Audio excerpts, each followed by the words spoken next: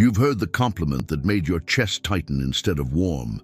You've heard the joke that everyone laughed at, except you knew it was about you. You've heard the concern that sounded caring, but felt like a scalpel.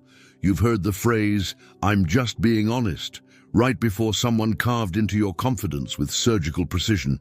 You've heard, "I'm worried about you," from someone who smiled when you struggled. You've heard, "You're so brave to try that," from someone who wanted you to fail. And you told yourself you were being paranoid. You told yourself you were overreacting. You told yourself that good people don't think this way. But here is what you didn't tell yourself. Good people finish last because they refuse to see the war they're already in. Because when someone uses polite language to destroy you, it's not an accident. It's not miscommunication. It's not a misunderstanding. It is linguistic warfare. It is a Machiavellian strategy designed to disarm you with civility while they dismantle your reputation, your confidence, and your future. And the most dangerous enemies are not the ones holding a sword. They are the ones holding a glass to your success while plotting your fall. You suspect it, don't you?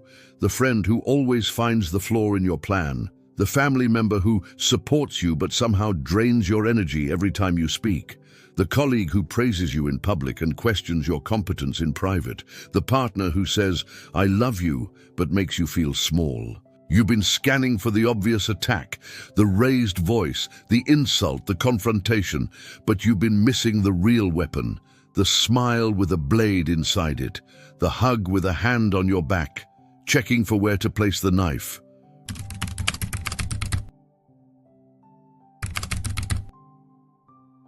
Read that twice, because it cuts both ways. They show you the mask, you experience the betrayal. And because you are intelligent, you have been taught that intelligent people don't jump to conclusions.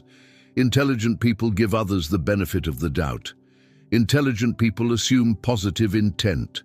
But that training, that reflex to be fair, is exactly what makes you vulnerable to dark psychology manipulation tactics. Because toxic people do not operate on fairness. They operate on plausible deniability. They say things that sound kind but feel wrong. And when you react to the feeling, they point to the words and call you crazy. That is the system.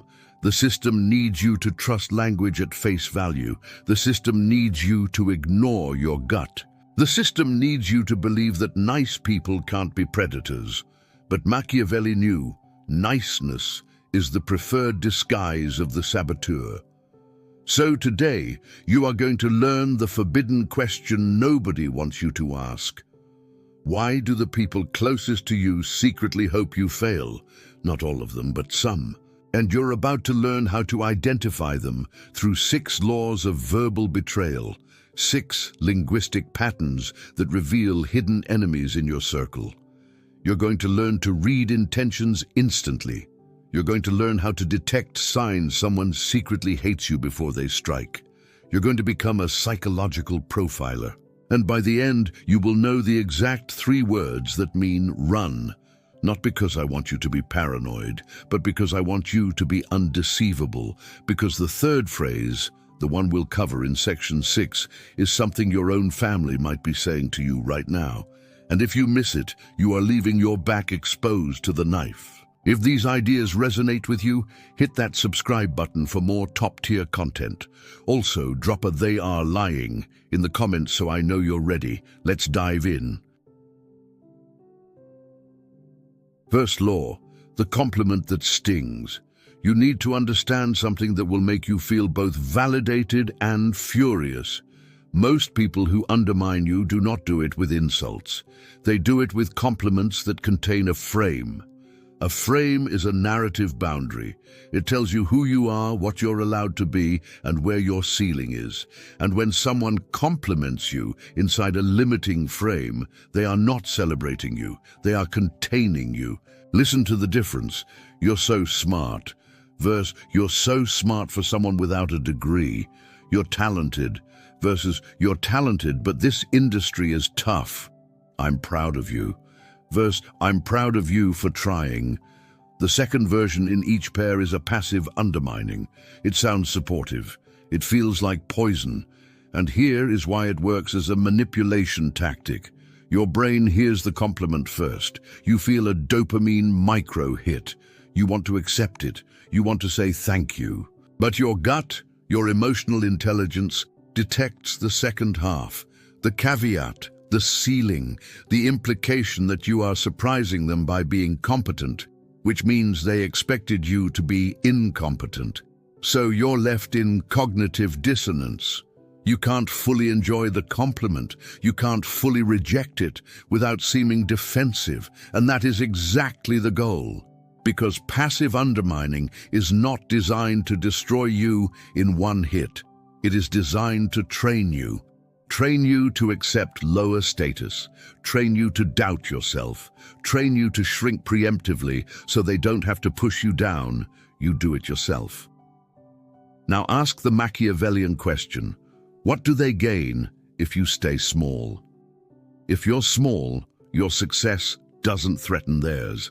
If you're small, you're not competition. If you're small, they can position themselves as your helper, your mentor, your supporter, which gives them social capital while keeping you dependent. This is how fake friends operate in every domain: relationships, family systems, workplaces, and social circles. They do not want you to fail completely. They want you to succeed just enough to validate their support, but not enough to outgrow them. So here is your first detection tool. When someone compliments you, listen for the but, listen for the frame, listen for the ceiling. If the compliment makes you feel limited instead of elevated, you just experience passive undermining. And now you know. That person is not your ally. They are your handler. Stop. Who told you a compliment like this in the last week? Visualize them, see their face, hear their voice, feel the sting again. Good. Now you're awake. But it gets worse, because passive undermining is just the setup. The next move is more surgical. Second law, how they question your competence politely. Doubt injection is the process of planting uncertainty in your mind about your own abilities, without ever directly insulting you. It is one of the most elegant manipulation tactics in Machiavellian strategy, and it sounds like care. It sounds like caution. It sounds like wisdom. Here are the phrases. Are you sure you're ready for that? Have you thought this through? I just don't want you to get hurt. Maybe you should wait until you're more experienced. I'm not saying you can't. I'm just saying, be careful. Now, on the surface, these are reasonable statements. They could come from a place of genuine care. But here is the test. Do they say this once, or do they say it every time you move toward power? Because if every time you attempt growth, they inject doubt, they are not protecting you, they are containing you. And the brilliance of doubt injection is this: it recruits your own inner critic. It activates your fear. It makes you do the work of stopping yourself. They don't have to say, you're not good enough. They just have to ask, are you sure? In the right tone, at the right time. And your own insecurity does the rest. This is dark psychology at its cleanest, because if you succeed, they can say, I always believed in you. If you fail, they can say, I tried to warn you. They win either way. And you lose either way, because even if you succeed, you did it while carrying the weight of their doubt. Now here is the forbidden insight. People who genuinely want you to succeed do not constantly remind you of risk. They remind you of capability. They say, you've got this. They say, what do you need? They say, how can I help? They do not say, are you sure? With that look in their eyes, that look that says, I think you're going to embarrass yourself, and I'll be here to pick up the pieces and remind you that I was right. So when you hear doubt injection, do not defend yourself. Do not explain your plan. Do not seek their approval, because explaining is submission. Explaining is saying, you are the authority on my life. Instead you say, I appreciate your concern. Flat, calm, final. And then you move forward. and you let the outcome speak. Because Machiavelli didn't call this mean, he called it war. And in war, you do not negotiate with people who want you to lose. You just stop giving them intelligence. Now, the third law, the one that sounds like hope. Third law, promising support that never comes. Future faking is when someone offers you help, partnership, investment, love, commitment, or opportunity in the future to control your behavior in the present. It is one of the most common signs of betrayal in toxic relationships, identifying narcissists and Machiavellianism in professional settings. And it works because human beings are wired for hope. We want to believe, we want to trust, we want to think that people mean what they say. So when someone says, "I'll invest once you hit this milestone," "I'll introduce you to my contact after you finish this," "We'll do that together soon," "I'll support you when the timing is right," "I'm going to make sure you get recognized," you believe them. You adjust your behavior, you wait, you perform, you defer your own needs because you think the payoff is coming. But here is the pattern: the milestone moves. The timing is never right. The soon never arrives. And when you bring it up, they act hurt. They act like you're the one being transactional. They say, "I can't believe you're keeping score. I thought we were friends.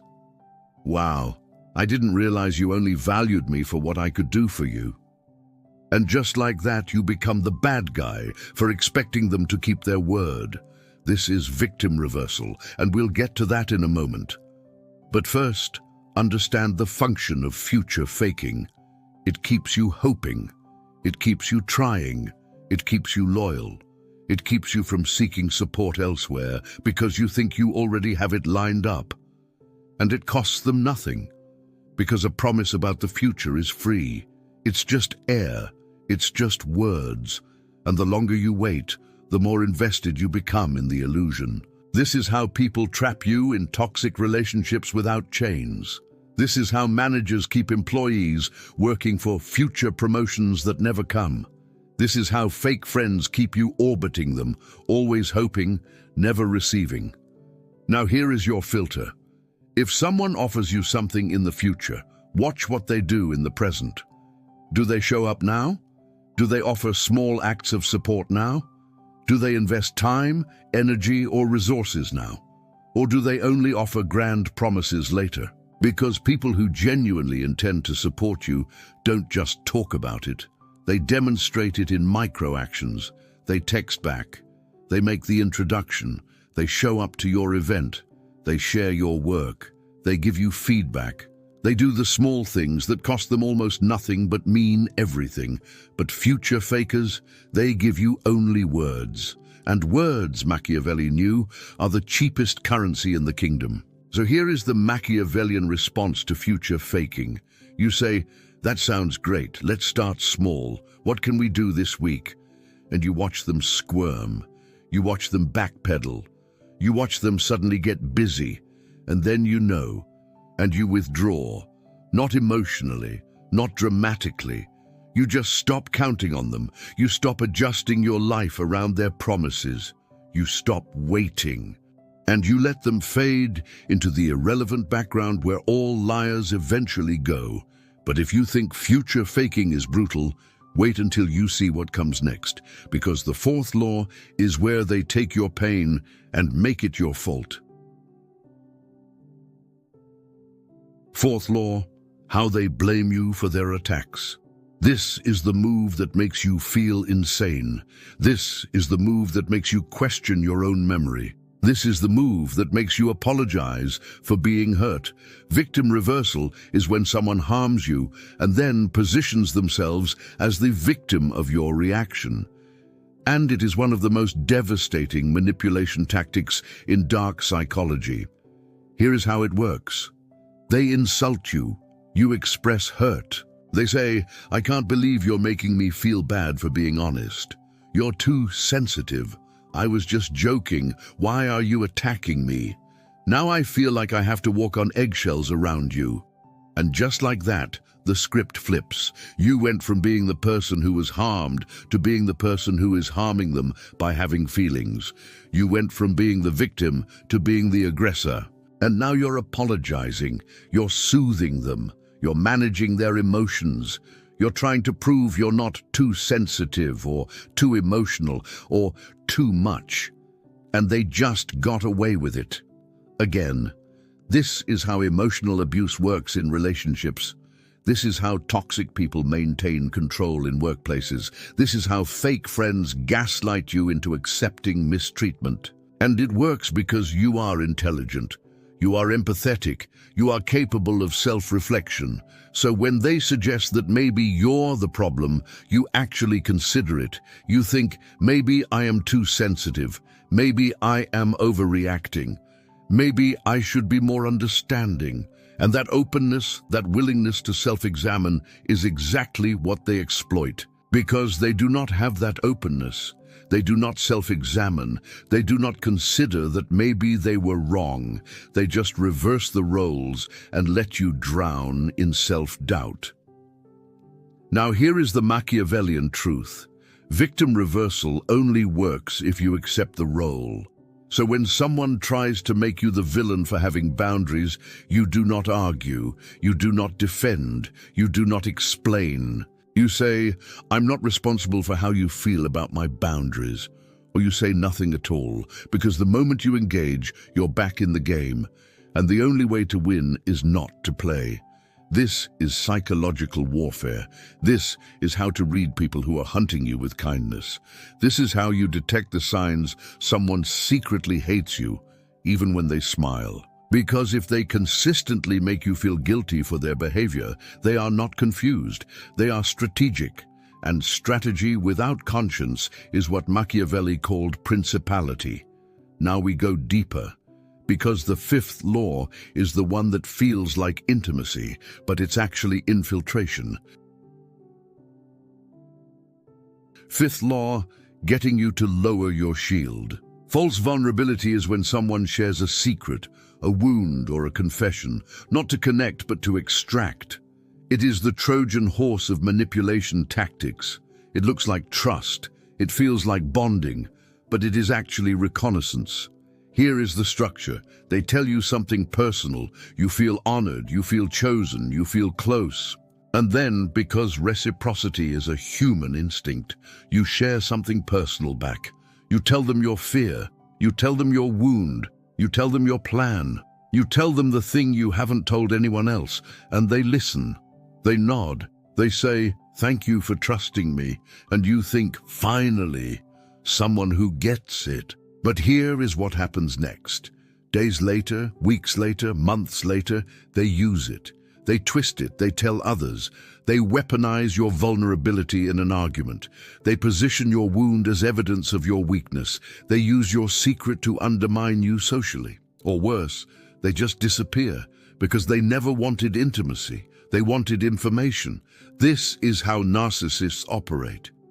This is how Machiavellian strategists infiltrate your inner circle. This is how hidden enemies in your circle gather intelligence before the coup. And you didn't see it coming because they seemed so open. But openness is a tool, and in the hands of someone without empathy, it is a weapon. Now here is your defense. You do not match their vulnerability. You listen, you acknowledge, you validate. But you do not hand them your throat just because they showed you theirs. You wait, you watch, you test. You see if their actions match their confessions. You see if they protect your secrets the way they asked you to protect theirs. You see if they use intimacy to build or to extract. And if they extract, if you notice your words coming back to haunt you, twisted, weaponized, or shared, you know, that was false vulnerability. That was a strategic performance. And you closed the vault because Machiavelli said, everyone sees what you appear to be. Few experience what you really are. So you let them see the mask. You let them think they know you. But you keep the real you, your plans, your fears, your wounds, away from people who have not earned access through years of consistent action. Not weeks, not months, years, because trust is not a feeling. Trust is a track record, and if someone tries to rush intimacy, they are not connecting, they are infiltrating. Now, the final law, the one you've been waiting for. The exact 3 words that mean run. 6th law, the phrase that ends the game. You've detected the passive undermining, you've identified the doubt injection, you've seen through the future faking, you've survived the victim reversal, you've recognized the false vulnerability, and now you are going to learn the 3 words that signal the final discard. The moment when the mask drops completely. The moment when they stop pretending. The moment when the knife is no longer hidden. Here are the 3 words, and their variations. You're too much. You've changed. I'm done trying. Let me explain why these are not just phrases. They are executions. You're too much. This phrase is designed to make you believe that your needs, your feelings, your existence is excessive. It tells you that the problem is not their lack of care, it's your requirement of care. It tells you that you are unreasonable for expecting basic respect, basic honesty, basic effort. And it is always said after you finally set a boundary, after you finally ask for reciprocity, after you finally stop performing. Suddenly you are too much. But here is the truth. You were never too much. You were just too much for someone who wanted to give you nothing. You've changed. This phrase appears when you stop accepting mistreatment, when you stop being the convenient version of yourself, when you start prioritizing your own needs, when you stop shrinking, and they say it like an accusation, like you broke the contract. But the contract was always rigged. The contract was, you stay small, I stay comfortable, and the moment you grow, they call it change, as if growth is betrayal. But growth is not betrayal. Stagnation is. And when someone punishes you for evolving, they are telling you, I preferred you when you were easier to control. I'm done trying. This is the discard phrase. This is the phrase that means, I've extracted what I needed. You are no longer useful. I am no longer pretending. And it always comes after you've been trying for months, after you've been the one doing the emotional labor, after you've been the one compromising, apologizing, adjusting. And now, after one boundary, one request, one moment of self-respect, they're done trying. But they were never trying. They were benefiting. And now that the benefit is gone, so are they. So here is what you do when you hear these 3 words, or their variants. You do not beg. You do not explain. You do not try to prove you're not too much or haven't changed or that you're worth trying for. Because anyone who uses these phrases has already made their decision. They are not confused, they are not hurt, they are discarding you, and your only power is to let them, not because you're weak, because you're done being hunted. You say, I understand, and you walk, clean, calm, final, and you let them feel the weight of what they just lost. Because Machiavelli knew the greatest revenge is not rage. It is indifference. It is becoming unreachable. It is building a life so whole that their absence is irrelevant. And that is where you're going. Now you have the eyes to see the knives. Now you have the ears to hear the poison inside the compliment. Now you have the language to decode betrayal before it strikes. You are no longer naive. You are no longer trusting by default. You are a psychological profiler. You are a strategist. You scan for passive undermining. You detect doubt injection. You recognize future faking. You neutralize victim reversal. You guard against false vulnerability. And when you hear the final discard, you don't fight it. You allow it because you do not beg for a seat at a table where you're the meal. This is not cynicism. This is clarity. This is not paranoia. This is pattern recognition. This is not being cruel. This is refusing to be prey. And here is the final Machiavellian principle. You do not announce your awareness. You do not confront them with this list. You do not call them out, because as Machiavelli said, never let them know your aim until the arrow is in flight. You stay silent, you stay watchful, you collect data, you adjust your distance, you protect your inner world, and you let your actions, not your words, communicate that you are no longer deceivable. So drop "they are lying" in the comments if you finally see the patterns you've been ignoring. Subscribe if you're ready to become the person fake friends fear, not because you're loud, but because you're awake. This channel is not for people who want to heal and forget. This is for people who want to see and never be fooled again. And whatever you do, don't stop now. The on-screen video matters more than you think. Trust me, you don't want to miss it. I'll see you there. See what others miss. Know what others fear. Become who others can't.